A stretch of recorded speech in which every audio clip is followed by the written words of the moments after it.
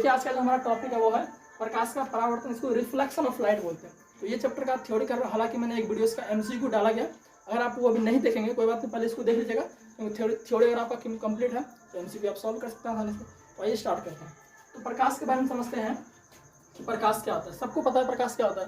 प्रकाश एक ऐसा कार्य है जिसके वजह से हम दुनिया में सभी चीज़ को देख पाते हैं। तो ये इंपॉर्टेंट नहीं है, आपको पढ़ना परावर्तन के बारे में। मेन चीज़ ये है, दर्पण उत्तल दर्पण पढ़ेंगे, अवतल दर्पण पढ़ेंगे, सारा इसी पर बेस्ड है, तो ये आपको आना चाहिए। ठीक है, चलिए। तो परावर्तन क्या होता है दोस्तों, इसको इंग्लिश में रिफ्लेक्शन बोलते हैं। ठीक है, रिफ्लेक्शन यानी कि परावर्तन। ठीक है, तो परावर्तन दोस्तों होता है सिंपल, अगर मैं लैंग्वेज बताऊं तो परावर्तन का मतलब होता है टकरा के वापस आ जाना। अगर हम किसी ऑब्जेक्ट को, मान के चलो हमारे पास एक बॉल है, यहाँ पर किसी बॉल को फेंक वापस वो उसी दिशा में आएगा। सिंपल सी बात है, अगर हम किसी बॉल को यहाँ से फेंकेंगे वो टकरा के वापस आ जाएगा, तो इसको बोलेंगे परावर्तन हम। तो परावर्तन बेसिकली हम किसका देखेंगे, प्रकाश का परावर्तन देखेंगे। तो आइए देखते हैं कि परावर्तन, तो परावर्तन समझ में आ गया। बाकी प्रकाश के परावर्तन के नियम है, तो नियम देखते हैं। ठीक है,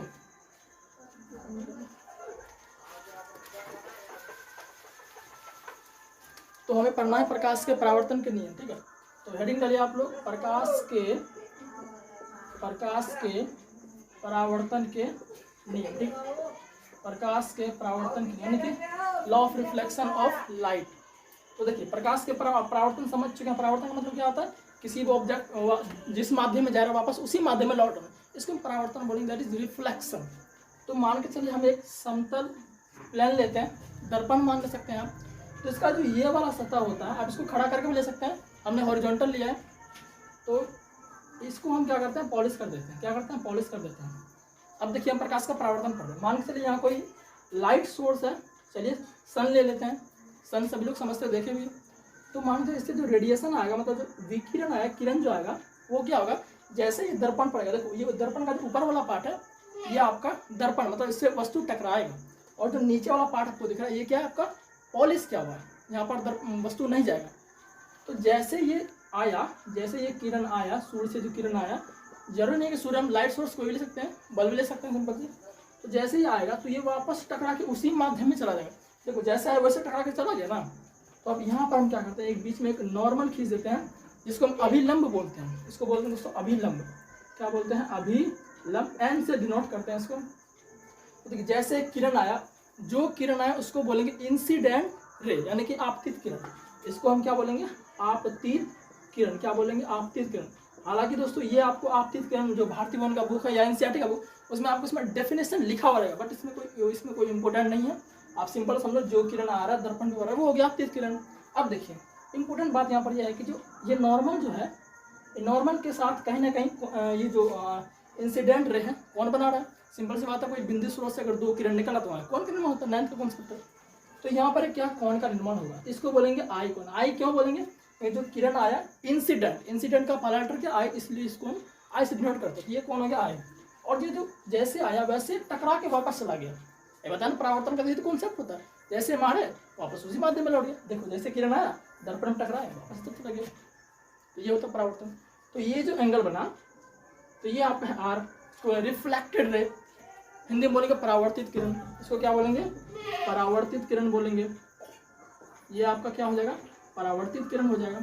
तो ये एंगल जो होता है ना, दोनों इक्वल होता है, क्योंकि देखो नॉर्मल से जितना ये बन रहा है उतना ये भी बन रहा है। तो इसलिए बोलेंगे पहला नियम आपका हो जाता है कि कोण आई बराबर कोण आर।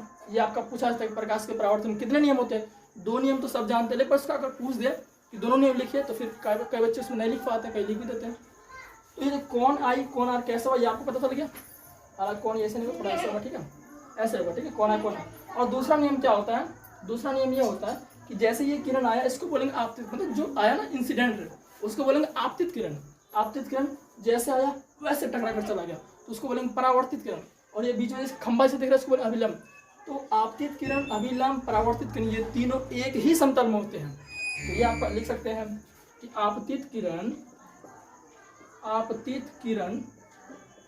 एवं आपतित किरण कोमा अभिलंब एवं परावर्तित किरण। ये आप लिख भी सकते हैं कॉपी में, ठीक है, नोट कर लीजिए, अच्छा रहेगा। परावर्तित किरण तीनों एक ही समतल में होते हैं, आप इसको लिख लीजिएगा। तो ये था प्रकाश का परावर्तन का नियम, ठीक है। देखिए वीडियो काफ़ी लंबा हो जाएगा, इसलिए हम क्या करें, इसको आगे और सोचेंगे, कल या परसों 2 या 3 दिन लेंगे ख़त्म करने के लिए। अगर एक ही चैप्टर में पूरा खत्म कर दे तो पूरा तो खत्म होगा नहीं, इसलिए बड़ा है। इसलिए आप ये क्वेश्चन एक तरह से बोलिए क्वेश्चन के तौर पर ये चैप्टर हमने स्टार्ट किया है, रिफ्लेक्शन ऑफ लाइट। इसमें पहला टॉपिक हमने क्या पढ़ा है आपको, प्रकाश का परावर्तन। ये आपको बिल्कुल बहुत अच्छी तरह से समझ में आ गया होगा। कल हम बताएंगे आपको दर्पण के बारे में कि दर्पण का निर्माण कैसे होता है। आपने नाम सुना होगा, समतल दर्पण का नाम सुना होगा, उत्तल दर्पण का नाम सुना होगा, अवतल दर्पण, ये सब का निर्माण कैसे होता है, कैसे इसे इमेजेस फॉर्म होते हैं। बेसिकली मिरर के बारे में, किसके बारे में पढ़ेंगे, मिरर के बारे में, यानी कि दर्पण के बारे में पढ़ेंगे। ठीक है, दर्पण दोस्तों आपने नाम सुना होगा, समतल दर्पण का, उत्तल दर्पण का, अवतल दर्पण का। सबसे पहले हम समतल दर्पण के बारे में आपको बताते हैं। ठीक है, फिर उसके बाद उत्तल देखेंगे, अवतल देखेंगे। देखिए समतल दर्पण से जितने भी प्रश्न बनेंगे उसको मैं बताता हूँ। समतल दर्पण को इंग्लिश में बोलते हैं प्लेन मिरर। ठीक है, प्लेन मिरर यानी कि समतल दर्पण, समतल दर्पण। देखिए समतल दर्पण मैं कुछ बताता हूँ इसके बारे में। समतल दर्पण जो होता है, जो आपके घर में रहता है, वो बेसिकली समतल दर्पण ही होता है। जो अपना सुबह सुबह आप चेहरा देखते हैं वो समतल दर्पण ही होता है। तो आइए देखते हैं इससे प्रतिबिंब का निर्माण कैसे होता है। मान के चलिए ये आपका समतल दर्पण है और ये वाला जिसका भाग होता है, ये वाला भाग, ये इसका पॉलिश के ओवर आता है। ठीक है, ये भाग इसका पॉलिश के ओवर आता है।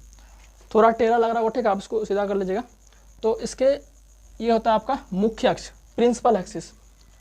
तो ये जो पॉइंट होता है इसका, एक तरह बोल सकते हैं केंद्र, हालांकि इसका केंद्र नहीं होगा लेकिन मान सकते हैं केंद्र आप। ठीक है, तो ये पॉइंट क्या हो गया, मुख्य अक्ष हो गया। अब बताइए आप वस्तु को इधर रखना चाहेंगे या इधर रखना चाहेंगे। आप जो सुबह सुबह फेस देखते हैं, पॉलिश की तरफ देखते हैं या फिर दर्पण के सामने देखते हैं, ऑब्वियस सी बात है इधर रखेंगे आप। तो चलिए हम यहाँ रखते हैं वस्तु को। ठीक है, तो वस्तु को यहाँ रखते हैं। तो जैसे ही हम इस पर करेंगे, हमने कल ही ये नियम बताया है, जैसे ही इसको दर्पण पर ये पड़ेगा तो वापस ये उसी माध्यम में रिफ्लेक्ट हो जाएगा। हमने ये कल ही बताया, अगर आपने वो नहीं देखा जरूर देखें उसे। ठीक है, तो एक किरण से कभी भी प्रतिबिंब का निर्माण नहीं होगा, हमें एक किरण और गुजारना पड़ेगा। तो एक किरण हम क्या करते हैं, प्रिंसिपल एक्सिस के पैरेलल गुजारते हैं, यानी कि मुख्य अक्ष, ये वाला मुख्य अक्ष हो गया, इसके समानांतर गुजारते हैं। तो चलिए हम इसके समानांतर गुजारते हैं। तो देखिएगा, जब भी दर्पण, आपने 9th क्लास का जो मैथ होता है उसमें पढ़ा होगा, अगर किसी रेखा पर परपेंडिकुलर लंब गुजारा जाए तो ये लंब होता है ना। तो मान के चलिए दर्पण है, ये मान के चलिए दर्पण है, इसका ये वाला पार्ट पॉलिश का, इसी को जो ये खड़ा हुआ ना, इसको मैं इसे तो बोले तो हॉरिजॉन्टल कर रहा हूँ, एकदम क्षैतिज रेखा में। जैसे ये किरण आया वापस इसी माध्यम में चला जाएगा। तो यहाँ पर भी कुछ ऐसा ही होगा। जैसे देखिए ये गया गया गया गया, ये दर्पण था, ये वाला पार्ट, उधर पॉलिश क्या हुआ है। तो जैसे ये गया वापस इसी माध्यम में लौट जाएगा, क्योंकि लंबवत आ रहा है 90 डिग्री एंगल पे। तो अब देखिएगा, अब क्या करेंगे यहाँ पर हम, अब देखिए प्रतिबिंब का निर्माण नहीं हो रहा है। प्रतिबिंब का निर्माण कैसे होगा, ये पॉइंट आप लिख ले। जब भी दो परावर्तित किरण आपस में जिस भी जगह पर मिलेगी वहाँ पर प्रतिबिंब का निर्माण होगा। इसको आप लिख लीजिए। ठीक है, तो अभी तो कहीं मिल नहीं रहा है, तो अभी प्रतिबिंब का निर्माण कैसे होगा अभी कुछ भी पता नहीं चल रहा है। तो क्या करेंगे, हम इसको ज़बरदस्ती इधर बढ़ाएंगे। ठीक है, ज़बरदस्ती इसको हम दोस्तों बढ़ाएंगे। तो अगर ज़बरदस्ती अगर बढ़ा रहे हैं, देखिए ये दोनों पॉइंट जो है यहाँ पर मिल रहा है ना, ये देखिए 2 पॉइंट मिल रहा है, ये भी मिल रहा है। तो प्रतिबिंब यहाँ हमारा बन गया। तो देखिए मिल गया। हालांकि ये जो बनेगा बराबर बनेगा, लेकिन फिगर में थोड़ा छोटा आ रहा है। लेकिन ध्यान रखिए हमेशा, देखिए जैसे ये सीधा था वैसे ये भी है, मतलब जैसे देखिए इसका सिंबल दिख रहा है ना, वैसे इधर भी सिंबल है। और ये कैसा बना, सीधा बना, बिल्कुल समान आकार का बना। ठीक है, थोड़ा छोटा आपको दिखने में लगा लेकिन समान आकार का बनेगा। ठीक है, तो समतल दर्पण की विशेषताएं क्या हो गई कि प्रतिबिंब समान आकार का बनेगा, ये आप लिख लीजिए। ठीक है, प्रतिबिंब समान आकार का बनेगा, समान आकार का बनेगा, ये आप लिख लीजिए। मैं बोल रहा हूँ आप नोट कर लीजिए। ठीक है, और कैसा बनेगा, जैसा वस्तु था वैसा ही प्रतिबिंब बना। लेकिन आप मुझे बताइए कि प्रतिबिंब क्या अपने आप बना है, हमने इसको ज़बरदस्ती बनाया है। देखिए जैसे ये किरण गया तो वापस इसी माध्यम में रिफ्लेक्ट हो गया, परावर्तित हो गया, और ये किरण भी इधर परावर्तित हो गया। तो ये कहीं देखिए मतलब कि रियल में, वास्तव में नहीं मिल रहा है। इसको हम ज़बरदस्ती ने इधर ढकेले हैं, इधर भी ढकेले। तो जैसे इसको थोड़ा इधर आगे बढ़ाएं, इसको भी थोड़ा आगे बढ़ाएं, मतलब पीछे बढ़ाएं, तो यहाँ पर ये मिल गया। तो बोलेंगे ये क्या आ गया, ज़बरदस्ती बनाए तो बनेगा काल्पनिक। जब भी हम अपने मन से वस्तु को प्रतिबिंब बनाते हैं वस्तु से, तो उसको बोलते हैं काल्पनिक। तो यहाँ पर कैसा प्रतिबिंब बना, काल्पनिक प्रतिबिंब बना। ठीक है, कैसा प्रतिबिंब बना, काल्पनिक। इसको इमेजिनरी इमेज बोलते हैं, काल्पनिक। और काल्पनिक को और भी कुछ बोलते हैं, शायद आभासी बोलते हैं। ठीक है, तो काल्पनिक का दूसरा नाम है आभासी। तो हमेशा दोस्तों जो समतल दर्पण है, अगर आपको पूछे ऑब्जेक्टिव में, आप सबने तो रट रखा ही होगा, अब आपको पता भी चल गया कैसे होता है। समतल दर्पण में हमेशा काल्पनिक प्रतिबिंब बनता है। जो सुबह सुबह आप फेस देखते हो वो आपका काल्पनिक प्रतिबिंब होता है, जो आईने में देखते हो आप, वो आभासी प्रतिबिंब आपका होता है। ठीक है, तो देख लिया आप कैसे आभासी प्रतिबिंब बन रहा है, ये आप जान भी गए। ठीक है, तो समतल दर्पण में काल्पनिक या आभासी प्रतिबिंब बनता है। और कैसे बनता है? काल्पनिक तो बना ही, काल्पनिक मतलब अपने मन से नहीं बना, उसको जबरदस्ती बनवाए हैं, लेकिन सीधा बना। देख सकते हैं जैसा वस्तु था वैसा ही प्रतिबिंब बना, लेकिन कैसे बना? समान आकार का, जितना बड़ा वस्तु उतना बड़ा। आईने में अगर आप देखते हैं तो ऐसा थोड़ी ना आप इतना बड़ा तो उसमें छोटा दिखता है, वो तो दर्पण आप जिस हिसाब से लेना वैसे बनेगा। तो ये समतल दर्पण की विशेषता होगी। अच्छा, एक और विशेषता है, दर्पण से जितना दूर वस्तु को रखेंगे उतना ही दूर ये आपका प्रतिबिंब बनेगा। ठीक है, अब ये मत बोलना सर ये तो यहीं पर बन रहा है, तो बन रहा है यार, विशेषताएं मैं बता रहा हूँ। आप देखना, जैसे दर्पण जैसे आप पीछे हटते जाओ, वो आपका प्रतिबिंब भी, वो जो इमेज बना है वो भी पीछे हटता जाएगा। अब यहाँ पर हो गया, आप कलाकार तो है नहीं कि पूरा मिल जाए, जो गुण है तो आपको पता होना चाहिए। ठीक है, तो क्या होगा, प्रतिबिंब जितना दूरी पर आप दर्पण से वस्तु को रखेंगे प्रतिबिंब भी उतना दूरी पर ही बनेगा। तो ये आप समतल दर्पण के बारे में इतना नॉलेज आपको काफ़ी है, इससे आपका बाहर एक भी क्वेश्चन नहीं जाएगा। अगर आपको पूछे कि समतल दर्पण से प्रतिबिंब का निर्माण करवाइए और उसके विशेषताएं लेकर आप ये सब लिख दीजिए। ठीक है, आई होप कि ये टॉपिक आपको समझ में आ गया होगा। अब हम देखते हैं उत्तल दर्पण और अवतल दर्पण से प्रतिबिंब का निर्माण। ठीक है, आइए अब देखते हैं गोलीय दर्पण से प्रतिबिंब का निर्माण। जो आपका उत्तल अवतल होता है ये बेसिकली गोलीय दर्पण का ही भाग है। आइए देखते हैं कैसे होता है। हमें देखिए, इसका नाम है गोलीय दर्पण, स्फेरिकल मिरर बोलते हैं। एक पहले हम एक गोला बना लेते हैं। ठीक है, एक मान के चलिए गोला हो गया। ठीक है, गोला बन गया, ये टेढ़ा बन गया, ऐसे बन गया गोला। ये मान के चलिए आपका क्या है, गोला है। देखिए इसी से हम अवतल उत्तल बनाएंगे आपका। इसको हम बीचों बीच काट देंगे। अब देखिए जैसे बीचों बीच इसको काट दिए तो हमारा उत्तल अवतल दोनों हमको मिल गया। ये वाला पार्ट जो आपको दिख रहा है ये हो गया आपका उत्तल दर्पण, ये हो गया आपका उत्तल दर्पण आपका हो गया, और ये जो हो गया आपका अवतल दर्पण हो गया। इसको बोलते हैं कॉन्वेक्स मिरर, कॉन्वेक्स मिरर, इसको बोलते हैं कॉनकैव मिरर। ठीक है, तो ये वाला पार्ट आपका उत्तल हो गया और ये वाला पार्ट आपका अवतल हो गया। अब इन्हीं को दोनों हम अलग अलग कर देते हैं, अलग अलग करके दिखाते हैं आपको। ठीक है, देखिए अब जब इन्हीं को हम अलग करेंगे तो आपको कुछ इस प्रकार से दिखेगा। ठीक है, देखिए अब अलग कर दिए तो देखो ये हो गया आपका और ये हो गया। अब फिर इसको आपस में मिला दीजिए, फिर गोला बन जाएगा। तो देखिएगा अब क्या करते हैं, इसका जो ये वाला पार्ट होता है, ये वाला पार्ट, इसको हम क्या करते हैं, पॉलिश कर देते हैं। इसको क्या करते हैं, पॉलिश कर देते हैं। और इसका हम क्या करते हैं, ये वाला पार्ट पॉलिश करते हैं। इसका हम ये वाला पार्ट पॉलिश करते हैं। ठीक है, तो ये हमारा हो गया अवतल दर्पण, ये हो गया अवतल दर्पण या कनकेव मिरर, और ये वाला हो गया आपका उत्तल दर्पण या कॉन्वेक्स मिरर। ठीक है, अब इनसे किस प्रकार के इमेजेस फॉर्म होते हैं, प्रतिबिंब बनते हैं, वो हम देखेंगे। ठीक है, अगर आपको पूछे कि उत्तल दर्पण किसे कहते हैं, बेसिकली ये एग्जाम में पूछेगा नहीं, बल्कि जानकारी के लिए आप ये बता भी सकते हैं, खुद डायग्राम देख के आप बता सकते हैं परिभाषा क्या होना चाहिए। ये देखिए ये वाला जो पार्ट इसका देख रहे हैं, ऐसे वाला पार्ट, ऐसे वाला पार्ट, ये हो गया परावर्तक सतह, मतलब कि जो भी किरण वगैरह आएगा इसी से परावर्तित होगा। और इसमें कैसे होगा, ये इससे होगा, इससे होगा, इससे होगा, ऐसे दिख रहा है आपको, इससे होगा आपका, यानी कि बोल सकते हैं जिसका परावर्तक सतह ऐसे देखो उठा हुआ कुछ दिख रहा है आपको, उभरा हुआ, उसे हम उत्तल दर्पण कहेंगे। और जिसका परावर्तक सतह ऐसे मतलब अंदर की ओर धंसा हुआ, तो वो ये धंसा हुआ ना ऐसे करके, तो हो गया अवतल दर्पण। इस तरह से आप बोल सकते हैं परिभाषा, बट परिभाषा उतना इंपॉर्टेंट है नहीं, ये प्रतिबिंब कैसे बनता है वो आपको जानना होगा। तो प्रतिबिंब सबसे पहले देखते हैं अवतल दर्पण से। ठीक है, आपके बुक में भी एनसीईआरटी में सबसे पहले अवतल दर्पण के बारे में बताया गया। तो अवतल दर्पण से आप लोग हेडिंग डालिए, अवतल दर्पण से प्रतिबिंब का निर्माण, अवतल दर्पण से प्रतिबिंब का निर्माण, image formation by concave mirror. ठीक है, तो सबसे पहले आपको कुछ पॉइंट्स याद रखना पड़ेगा जो कि किरण आरेख होता है। चलिए मैं आपको डायरेक्ट बताता हूँ। ठीक है, अवतल दर्पण है तो अवतल दर्पण कुछ ऐसे बनेगा। तो ये वाला पॉलिश जो होगा, ये वाला पार्ट पॉलिश होगा। देखिए ये मैं आपको बताता हूँ, आप कंफ्यूज होंगे कि कौन सा पार्ट पॉलिश किया जाए। ठीक है, हमेशा दर्पण जो है उसका दाहिना वाला भाग आपको पॉलिश करना। जैसे अगर मैं इसको देखूं तो हमारा ये दाहिना वाला भाग है, इसको हमेशा पॉलिश करना है, बाएं वाले पार्ट को पॉलिश नहीं करना। ऐसे आपको उत्तल में भी करना है। ठीक है, चलिएगा अब देखिए कहीं ना कहीं ये जो अवतल दर्पण है कहीं ना कहीं एक गोले का ही भाग है। हमने बताया था आपको ये गोले से कट के बनता है, बनता नहीं बनता है। अब जब गोले से कट के बनता है तो गोले का एक सेंटर होता है, मैथ का ये कॉन्सेप्ट है। तो कहीं ना कहीं इसका भी एक सेंटर होगा, मान के लिए ये सेंटर हो गया, केंद्र बोलते हैं। तो इसको हम जैसे इसको मिला देंगे तो ये वाला पार्ट हो गया मुख्य अक्ष। अब जस्ट बताया समतल दर्पण में, तो ये वाला पार्ट क्या हो गया, मुख्य अक्ष हो गया। और ये जो आप देख रहे हैं, ये जो पॉइंट जहाँ पर मिल रहा है इसको बोलते हैं पोल। क्या बोलते हैं, पोल। हिंदी में इसको बोलते हैं ध्रुव।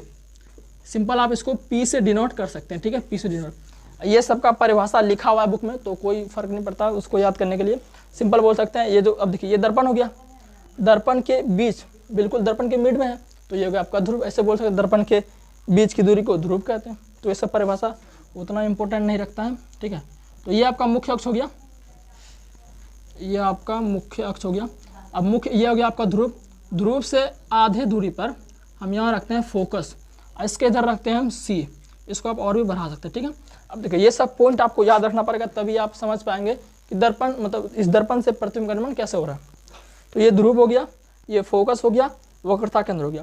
ये जो वक्रता केंद्र आप देख रहे हैं सी, सेंटर ऑफ कर्वेचर, ये होता है फोकस का दोगुना।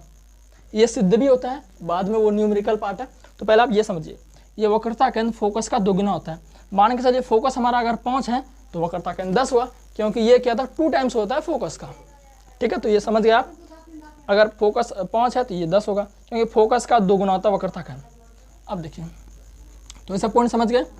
अब देखिए अगर हम ये जो मुख्य अक्ष है इसके समानांतर में पैरेलल समझते हो ना, इसके समानांतर अगर कोई मुख्य अक्ष के समानांतर अगर कोई किरण गुजारे तो दर्पण पे जाएगा, उसका परावर्तन होगा, तो परावर्तन के बाद वो फोकस से गुजरेगा। ये पॉइंट आपको ध्यान रखना पड़ेगा, तभी आप न्यूमेरिकल वगैरह भाई कॉन्सेप्ट समझ पाएंगे। मुख्य अक्ष के समांतर जो भी किरण आएगा परावर्तन के बाद फोकस से गुजरेगा, ठीक है।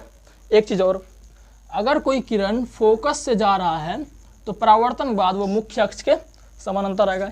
ये 2 पॉइंट अगर आप समझ लेते हैं तो प्रतिबिंब का निर्माण कैसे हो रहा है ये भी आप समझ लेंगे, ठीक है। चलिए तो मैं इसको मिटाता हूँ, जिसको लिखना लिख लीजिए, मैं बोल भी दिया हूँ, वीडियो पीछे करके देख सकते हैं, ठीक है। चलिए अब देखते हैं कि इससे प्रतिबिंब का निर्माण कैसे होता है। ये देखते हैं अब अवतल दर्पण से प्रतिबिंब का निर्माण। सबसे पहले केस लेंगे जब वस्तु अनंत पर हो। अनंत का मतलब इन्फिनिटी। इन्फिनिटी भी हम कहीं भी ले सकते हैं, मान चलिए इधर ले सकते हैं, ये अनंत हो गया आपका। यहाँ से किरण गुजारेंगे, जो भी किरण मुख्य अक्ष के समांतर जाएगा वो फोकस से गुजरेगा, ठीक है। ये हम कॉन्सेप्ट आपको बता दिए हैं। एक और गुजारते हैं, चलो एक और जब गुजारेंगे, एक और गुजारेंगे, फिर ये फोकस से जाएगा, क्योंकि ये भी समानांतर ही जा रहा है। या आप नीचे से गुजार लीजिए, वापस वही चीज़ होगा। नीचे से ऐसे गुजारेंगे तो ये भी फोकस से जाएगा। तो प्रतिबिंब कहाँ बना, देखिए फोकस पर ही मिला ना। ये दोनों पॉइंट देखिए, ये दोनों पॉइंट कहाँ मिला, यहाँ मिला। तो वस्तु देखिए इतना बड़ा था, अब प्रतिबिंब कितना बना, एकदम बिंदु साइज का। तो बोलेंगे प्रतिबिंब कैसा बना हमारा, प्रतिबिंब बन गया बिंदु साइज का। और कैसा बना, अवतल दर्पण। ये जो प्रतिबिंब बना देखिए, वस्तु ऐसा है, यहाँ जो प्रतिबिंब बनेगा ना वो ऐसे मतलब चिन्ह सा बनेगा, ऐसे बनेगा, उल्टा बनेगा। क्या बनेगा, उल्टा, क्योंकि अवतल दर्पण में हमेशा प्रतिबिंब का निर्माण उल्टा होता है। तो एकदम बहुत ही छोटा प्रतिबिंब बना, क्योंकि जहाँ पर परावर्तित किरण वापस मतलब 2 परावर्तित किरण जहाँ पर मिलेगा वहीं पर प्रतिबिंब बनेगा। तो यहाँ पर मिला है तो प्रतिबिंब यहाँ बनेगा, एकदम बहुत छोटा सा। और वास्तविक को उल्टा लिख सकते हैं यहाँ पर, वास्तविक एवं उल्टा बनेगा। एक चीज़ हमेशा याद रखना कि वास्तविक प्रतिबिंब जो होता है मतलब रियल प्रतिबिंब, ये हम मिलाते नहीं है, ये अपने आप मिलता है। तो वास्तविक के साथ हमेशा उल्टा है, यानी कि जब भी रियल प्रतिबिंब बनेगा तो वो उल्टा बनेगा, हमेशा सीधा कभी नहीं बनेगा। तो आपको अगर कंफ्यूज करने के लिए दे दे कि वास्तविक और सीधा, यानी कि अवतल दर्पण में प्रतिबिंब बनता है वास्तविक और सीधा, वास्तविक और उल्टा। वास्तविक के साथ हमेशा उल्टा आएगा और आभासी के साथ हमेशा सीधा। आभासी मतलब वर्चुअल, जो बना नहीं रहे हैं उसको ज़बरदस्ती मतलब बना रहे हैं, उसका सीधा आएगा। तो ये आपका पहला केस होगा। दूसरा केस देखते हैं, जब वस्तु सी से पड़े हो। सी से पड़े, सी से पड़े का मतलब दोस्तों होता है, पड़े का मतलब होता है पीछे या दूर समझ सकते हैं, ठीक है। तो यही अवतल दर्पण हो गया। वापस ये सब आपको करना है, ठीक है। तो अब की बार मैं पहले से करके रखूँगा। ये हो गया एफ आपका, ये हो गया सी आपका, ठीक है। सी से पड़े मतलब सी के वक्रता के, परे का मतलब होता है पीछे या एकदम बोल सकते हो दूर। तो सी से इधर रख लेंगे, तो सी से पड़े का मतलब ये होता है। चलो हम इसको यहाँ रख लेते हैं, ठीक है, यहाँ रख दिए। तो आप खींचे तो ये फोकस से गया। अब की बार फोकस से जा रहा है तो ये आ गया, देखिए वापस आया ना, तो यहाँ पर बनेगा आपका उल्टा बनेगा। देखिए वस्तु इतना बड़ा है, इससे थोड़ा सा छोटा, ज़्यादा छोटा नहीं, थोड़ा सा छोटा बना। लेकिन ये कैसा बना, ये सीधा है, उल्टा बना है, तो बोलेंगे वास्तु को उल्टा। ये जो किरण खींचने में आपको प्रॉब्लम हो सकता है, तो ये सब आप पहले ध्यान रख लीजिए, इसको पहले आप याद रख लीजिए ताकि आप इसको बनाने में दिक्कत ना हो। तो कैसे हुआ, वास्तविक और उल्टा। हमेशा वास्तविक उल्टा बनेगा, वास्तविक उल्टा। एक आध 2 केस होते हैं जिसमें आभासी बनते हैं। कैसा बना, वास्तविक उल्टा। और क्या बना बताइए, वस्तु से छोटा, वस्तु से छोटा बना, वस्तु से छोटा बना। हालांकि ये सब आपके बुक में लिखा हुआ, ठीक है। तो दूसरा केस हो गया। तीसरा केस देखते हैं तीसरा केस होगा यहाँ पर, जब वस्तु सी पर हो। सी का मतलब वक्रता क्या, तो ये है, तो यहीं रखेंगे हम, ठीक है, यहीं रखेंगे। तो ये रहा, हम यहाँ रख दिए, ठीक है, यहाँ रख दिए। तो 2 किरण गुजारेंगे, एक किरण ऐसे गुजारेंगे तो वापस कैसे फोकस से जाएगा, फोकस से जाएगा, ठीक है। तो हमेशा ध्यान रखेंगे फोकस जाएगा। और दूसरा किरण कैसे गुजारें, दूसरा किरण थोड़ा फोकस से गुजारते हैं, तो ये हम फोकस से गुजार दिए तो ये ऐसे जाएगा, क्या जाएगा ऐसे। देखिए फिर हमसे किरण आ रहा है, गड़बड़ा गया, लेकिन आप ध्यान रखिएगा कि ये जो आपका प्रतिबिंब बनेगा सी पर ही बनेगा। कैसे बनेगा, सी पर ही बनेगा। थोड़ा सा हमें खींचने में दिक्कत होता है, देखिए कहीं ना कहीं सी पर मिल रहा है तो ये आपका समान साइज का बनेगा। इस पर आप कभी माइंड न कीजिए, क्योंकि देखिए हमें थोड़ा ऐसे करेंगे तो हमें सीधा होगा, लेकिन ऐसे देख रहे हैं थोड़ा हमसे टेढ़ा खींचा जा रहा है, तो आप याद रखिए कि सी पर रखेंगे तो सी पर ही बनेगा। लेकिन जितना बड़ा वस्तु है उतना बड़ा आपका प्रतिबिंब भी बनेगा, ठीक है। तो लिख सकते हैं समान साइज का, कैसे, समान साइज का प्रतिबिंब बनेगा। और वास्तविक एवं उल्टा क्या बनेगा, वास्तविक एवं उल्टा बनेगा, ठीक है, बड़ा नहीं बनेगा। तो तीसरा केस भी खत्म हो गया। अब चौथा केस देखते हैं। तो अब की बार हम वस्तु को रख रहे हैं सी एवं एफ के बीच, यानी कि सी एवं एफ के बीच, तो यहाँ रखेंगे तो सी एवं एफ के बीच रखेंगे, ठीक है। तो चलिए 2 किरण गुजारते हैं, एक किरण ऐसे गुजारेंगे। अब हम साथ जैसे मुख्य अक्ष के समांतर गुजारेंगे वो फोकस से उसको गुजरना ही है, तो ये देखिए फोकस से गुजार देते हैं। अब की बार फिर एक गुजारेंगे फोकस से गुजारेंगे तो मुख्य अक्ष के समांतर जाएगा। देखिए प्रतिबिंब कहाँ बना, यहाँ बना, यहाँ मिला ना, तो यहाँ बना। लेकिन क्या हुआ मेरे दोस्तों कि प्रतिबिंब थोड़ा इससे बड़ा बना, हल्का बड़ा बना। तो वस्तु देखिए सी एवं एफ के बीच रखे, प्रतिबिंब कहाँ बना, सी के पीछे बना, लेकिन इससे थोड़ा बड़ा बना। कैसा बना, देखिए ये सीधा था, उल्टा बना। तो वास्तविक रियल में मिला ना, यहाँ पर देखिए रियल में मिला, हम कोई ज़बरदस्ती मिलाए ना है, रियल में मिला है, परावर्तित हो गए। तो कैसा बना, वास्तविक, यानी कि रियल इमेज बना, वास्तविक इमेज बना। अब बताइए जब वास्तविक इमेज बनता है तो कैसा बनता है, हमेशा उल्टा बनता है। ये कॉन्सेप्ट आपको पता है। तो वास्तविक एवं उल्टा बना, कैसा बना, वस्तु से बड़ा बना, डिमिनिश्ड बना, वस्तु से बड़ा, आवर्धित बोल सकते हैं, वस्तु से बड़ा। बाकी ये दोनों चीज़ आपको पूछेगा। अब देखिए मैं ये सब क्यों बता रहा हूँ, आपको सीधा क्वेश्चन पूछ देगा ऑब्जेक्टिव के तौर पे कि अवतल दर्पण में जब वस्तु को सी एवं एफ के बीच रखते हैं तो बताइए उसका प्रतिबिंब कहाँ बनेगा। ऐसे सीधे आपको ऑब्जेक्टिव में दे देगा, ये नहीं तो आपको सीधे बोल देगा अवतल दर्पण सी एवं एफ के बीच के वस्तु को रख के उसके प्रतिबिंब के निर्माण को दर्शाएं। तो ऐसे 2 नंबर में आ सकता है। तो ये केस आप समझ गए। तीसरा भी, चौथा साथ होगा, ये चौथा केस था, शायद चौथा होगा। तो चौथा। अब देखते हैं 5वां केस, ठीक है। वस्तु एफ पर मतलब फोकस पर, तो फोकस पर रखते हैं, तो ये हम फोकस पर रख दिए, ठीक है। देखिए हमसे टेढ़ा बन गया, डायग्राम मेरा थोड़ा कमजोर बनता है तो इस पर आप मायने नहीं कीजिएगा। तो हम चलिए इसको गुजारते हैं समानांतर। तो जैसे समांतर गुजार तो वापस फोकस से जाएगा, फोकस से गया भाई। अब की बार कैसे, ध्रुव से गुजारेंगे। कब से गुजारेंगे, ध्रुव से जब गुजारेंगे इसको, ये रात ध्रुव से गुजारेंगे तो बताइए वही वाला केस हो रहा है, समतल दर्पण वाला, प्रकाश का परावर्तन वाला हो रहा है कि ऐसे गुजारेंगे तो वापस इसी माध्यम में लगभग लौट जाएगा, यानी कि ऐसे जा रहा है।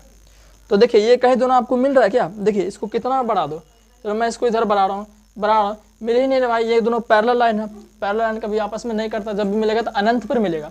मिल रहा है क्या, अब इसको हम पीछे ही बढ़ाते हैं ना, पीछे भी इसको बढ़ाते हैं तो नहीं होता है, पीछे भी नहीं होगा, इसलिए बोलेंगे इसका प्रतिबिंब जो है अनंत पर। आप खुद देख सकते हैं इसका प्रतिबिंब, मतलब जो परावर्तित किरण है वो कहीं मिल ही नहीं रहा, तो बोलेंगे प्रतिबिंब कहाँ बनेगा, इन्फिनिटी यानी कि अनंत पर बनेगा। प्रतिबिंब कहाँ बनेगा, अनंत पर बनेगा। अब मुझे आप ये बताइए कि जब प्रतिबिंब अनंत पर बनेगा तो वस्तु तो इतना बड़ा है, इससे काफ़ी गुना बड़ा बनेगा, हाईली डिमिनिश्ड बनेगा, ठीक है। तो प्रतिबिंब आवर्धित, बुक में ऐसे लिखा रहता है आवर्धित, ठीक है। तो आवर्धित बड़ा सब एक ही पॉइंट है, ठीक है, प्रतिबिंब आवर्धित बनेगा, ठीक है। नेक्स्ट केस देखते हैं, और शायद ये लास्ट केस होगा, पी के बीच शायद छठा केस होगा और ये लास्ट केस। फिर उसके बाद अवतल दर्पण से लगभग आपका जो भी केस बनता है सब केस हो जाएगा। तो एफ एवं पी के बीच, अब की बार कहाँ रख रहे हैं, एफ एवं पी के बीच। चलिए हम इसको यहाँ रखते हैं, एफ एवं पी के बीच एक समांतर गुजारेंगे तो वही बात है, जैसे समांतर तो फोकस से जाएगा ही जाएगा। अब क्या ध्रुव से गुजारेंगे, ध्रुव से गुजारेंगे तो ऐसे जाएगा। तो अगर आप देखिए इधर तो नहीं मिलेगा, लेकिन जब हम इसको ऐसे कर देंगे, पीछे जब कर देते हैं, जब इसको हम पीछे कर देते हैं तो ये हमारा मिल जाता है। देखिए यहाँ मिला, यानी कि प्रतिबिंब यहाँ बना। आपकी बार देखिए प्रतिबिंब कैसा बना, आपकी बार जो प्रतिबिंब बना है वो बना है आभासी। आभासी क्यों बना, क्योंकि इसको हम ज़बरदस्ती मिला है। कैसे मिला है, जब अपने से, देखिए अपने से इधर जा रहा है, और उस पहले वाले केस में क्या था, इससे पहले वाला केस फोकस में था, उसको ज़बरदस्ती इधर भी खींच रहे थे तो वो नहीं मिल रहा था। लेकिन जब इसको भी ये इधर खींचे, मतलब इधर परावर्तित हुआ, इधर तो नहीं मिला, लेकिन जब पीछे इसको ज़बरदस्ती खींच रहे हैं तो यहाँ पर ये मिल रहा है। तो कहेंगे कि ज़बरदस्ती मिलने पर कौन सा प्रतिबिंब बनता है, आभासी बनता है, यानी कि काल्पनिक, उसको हम ज़बरदस्ती बना रहे हैं। और बताइए आभासी के साथ हमेशा क्या होता है, आभासी के साथ हमेशा सीधा, जब भी आभासी प्रतिबिंब बनेगा तो वो सीधा बनेगा। तो आभासी एवं सीधा प्रतिबिंब बना, ठीक है, आभासी एवं सीधा प्रतिबिंब बना। और ये बताइए देखिए वस्तु तो इतना बड़ा है तो प्रतिबिंब देखिए कितना, बहुत इससे बड़ा बना, तो बोलेंगे प्रतिबिंब वस्तु से बड़ा बना, प्रतिबिंब वस्तु से बड़ा बना। ठीक है, तो दोस्तों अवतल दर्पण जितने भी क्वेश्चन थे, मतलब जो भी केस आपका बन रहा था वो सब कंप्लीट हो गया। उत्तल दर्पण से प्रतिबिंब का निर्माण, जो उत्तल दर्पण से आपका प्रतिबिंब का निर्माण होता है वो कैसे होता है आज देखते हैं। ठीक है, तो सबसे पहले जो किरण आरेख था वो हमने बता दिया था। तो देखिए उत्तल दर्पण कुछ इस प्रकार का आपका होता है। ठीक है, उत्तल दर्पण कुछ इस प्रकार का आपका होता है। ठीक है, और इसका ये होता है मुख्य अक्ष, और यहाँ आपका क्या होता है, ध्रुव होता है। ये सब हमने बता दिया। देखिए ये सब कैसे होता है ये आपको पिछले वाले वीडियो में पता चल जाएगा, तो इसलिए कह रहा हूँ वो आप ज़रूर देखें। तो ये आपका ध्रुव हो जाएगा। और देखिए ये गोला इधर बन रहा है, देखिए ये गोला इधर बन रहा है, इधर बन रहा है, तो इसका सेंटर ऑफ कर्वेचर यहाँ होगा और फोकस इसका यहाँ होगा। फोकस इसका दोगुना होता है, ये सब बता दिया। देखिए इसमें दो ही केस होते हैं, उत्तल दर्पण में दो ही केस होते हैं, एक अनंत पर रखेंगे, एक अनंत और ध्रुव के बीच रखेंगे। पहला केस लेते हैं जब वस्तु अनंत पर हो। जब वस्तु अनंत पर हो मतलब वस्तु को अनंत पर रख रहे हैं। देखिए अनंत पर रखेंगे तो क्या होगा, चलिए अनंत मान चलो इधर अनंत है, तो अनंत पर रखेंगे तो क्या होगा, इस पर हम किरण आरेख गुजारेंगे। अब देखिए अनंत से जो भी किरणें आती है वो हमेशा मुख्य अक्ष के समांतर आएगा। ठीक है, तो जैसे मुख्य अक्ष के समांतर आएगा तो उत्तल दर्पण की खासियत एक यह है कि ये किरणों को फैला देता है, इसलिए इसको हम क्या कहते हैं, अपसारी दर्पण। ठीक है, अपसारी दर्पण आप ये याद रख लीजिए कि बोलेगा कि अपसारी दर्पण के नाम से किसे जानते हैं, तो उत्तल दर्पण को। किसको, उत्तल दर्पण को। ठीक है, क्योंकि अपसारी का मतलब होता है पसार देना, एक तरह से बोले तो फैला देना। तो जैसे ये स्वर पड़ेगा तो ये ऐसे कन्वर्ट हो जाएगा। ठीक है, एक और गुजारते हैं, चलो इसको ऐसे गुजारते हैं, तो ये भी कैसे ऐसे कन्वर्ट हो जाएगा। अब देखिए यहाँ पर होता क्या है कि ये फोकस से आते हुए कुछ चलो फोकस को थोड़ा यहाँ बनाते हैं जो कि ताकि पूरा मिल जाए। चलो फोकस को हम यहाँ बनाते हैं। ठीक है, ये सी होगा। तो देखो ये फोकस से आते हुए मतलब अरे यार यहाँ होगा, देखो ये फोकस से आते हुए मतलब अगर पीछे इसको बढ़ाएंगे तो फोकस से जाते मतलब आते हुए जो परावर्तित हो रहा है वो प्रतीत हो रहा है।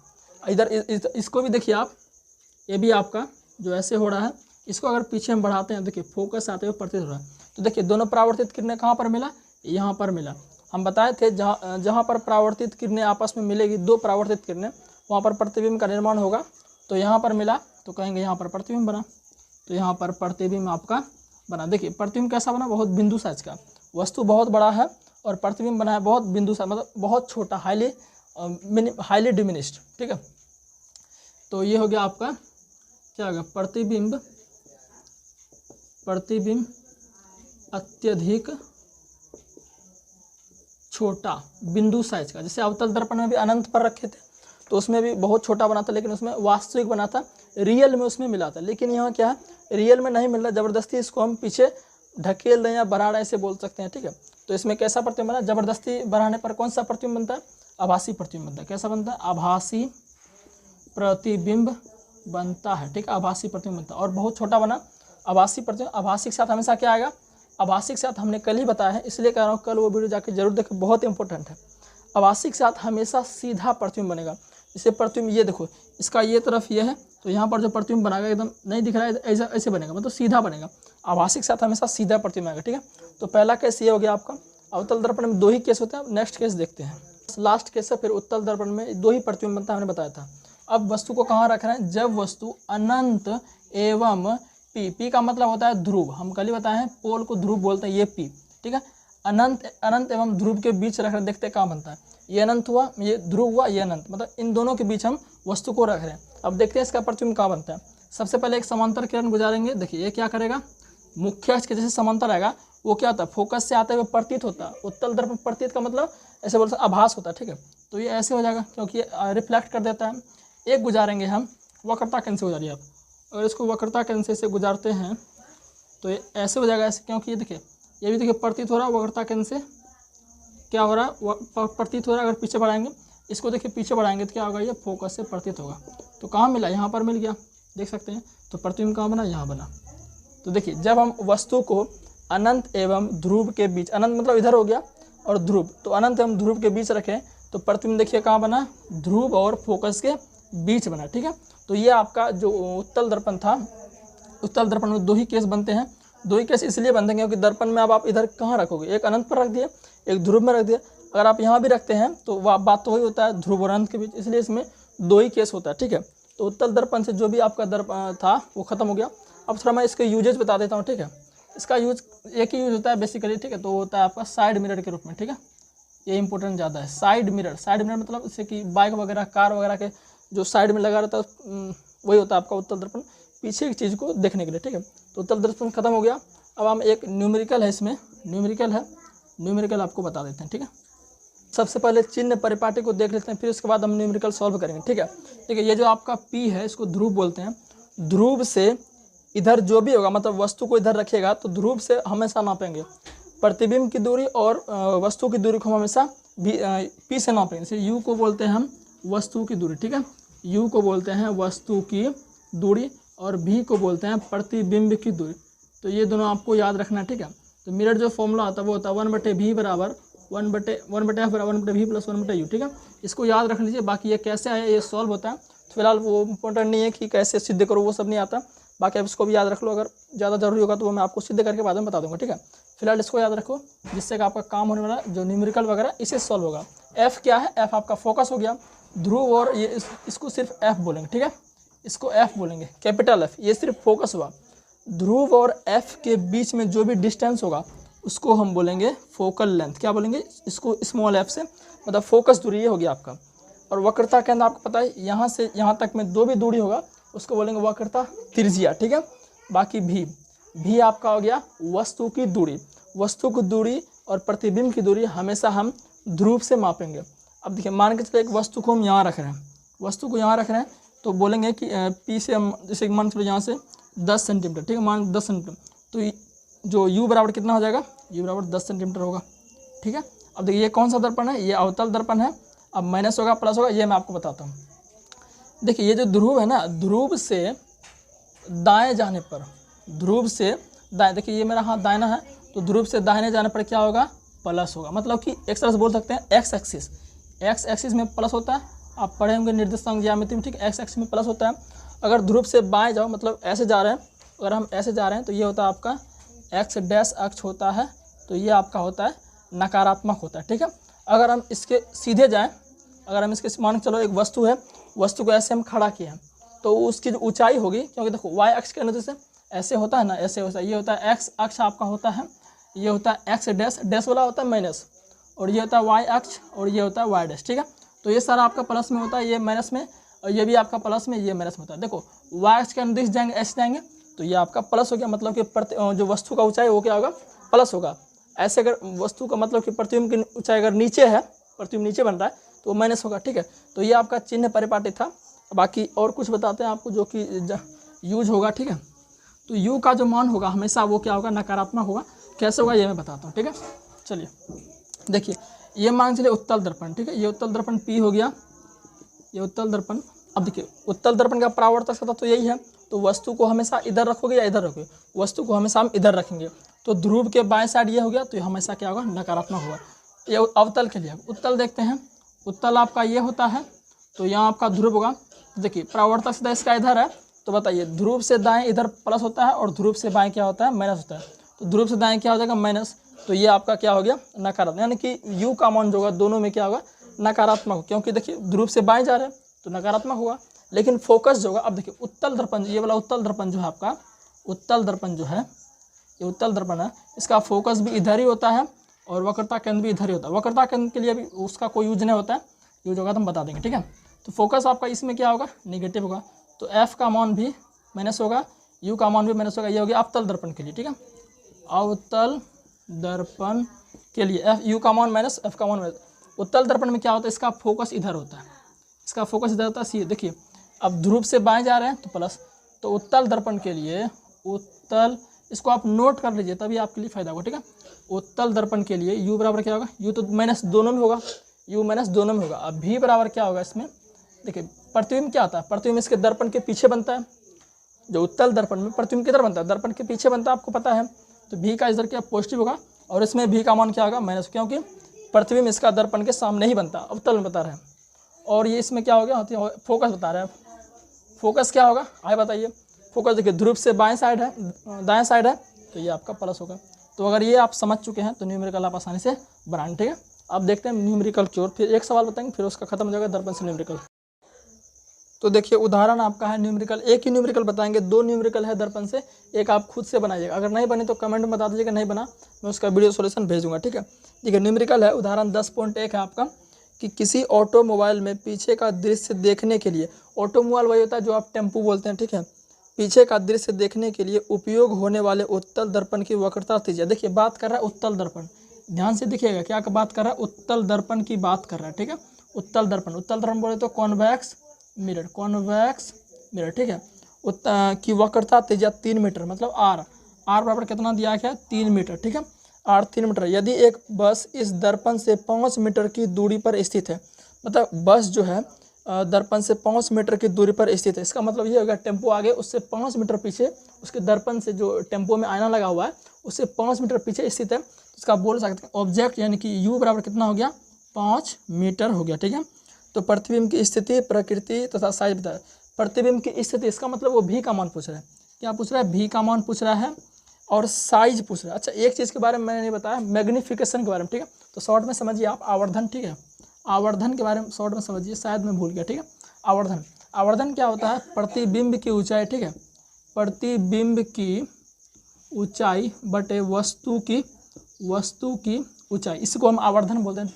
ज़्यादा बड़ा कॉन्सेप्ट है नहीं ये, तो इसको बोलते हैं एम बराबर हो गया आपका height of object, sorry height of image बटे हाइट ऑफ ऑब्जेक्ट, या इसको हम -v बटे u भी लिखते हैं, ठीक है, इसको याद रखिएगा। मैग्नीफिकेशन इसको हम बोलते हैं आवर्धन। आवर्धन आपका ये बताता है कि जो प्रतिबिंब बना है वस्तु से कितना गुना बना है, ये आपका आवर्धन बताता है, ठीक है। तो इसको आप याद रखिए, इसको हम यूज करेंगे अभी, ठीक है, इसका अभी यूज होगा, थोड़ा इसको हम भूल के तो बताने, तो कोई बात नहीं, आपको बता दिए तो अब दिक्कत सॉल्व हो गया होगा। फिर भी दिक्कत रह जाता है आप कमेंट में पूछिए, सारा सवाल का जवाब मिलेगा, ठीक है। तो क्या हो गया, यू बराबर 5 मीटर, भी का मान पूछ रहा है, और एम का मान मतलब कि प्रकृति पूछ रहा है तो एम का मान पूछ रहा है, और साइज तुम्हें पता चल ही जाएगा। ठीक है, सबसे पहले क्या है, आर बराबर 3 मीटर दिया हुआ है, तो आपको पता है कि जो फोकस होता है वो क्या होता है, वक्रता त्रिज्या का आधा होता है, होता नहीं होता, ये आपको बता दिए हैं, नहीं देखें तो पिछले वाले वीडियो में जाके जरूर देखिए। तो एफ बराबर आर कितना दिया है 3, तो 3/2, इसका मतलब क्या 1.5 मीटर, 1.5 मीटर। तो फोकस आपका स्मॉल एफ लिखेंगे, फोकस आपका 1.5 मीटर आ गया। अब देखिए साइन कन्वेंशन आपको लगाना पड़ेगा कि चिन्ह हम क्या क्या दें। उत्तल दर्पण बात कर रहा है, उत्तल दर्पण कैसे होता है, ऐसे होता है उत्तल दर्पण, ऐसे होता है ना भाई साहब।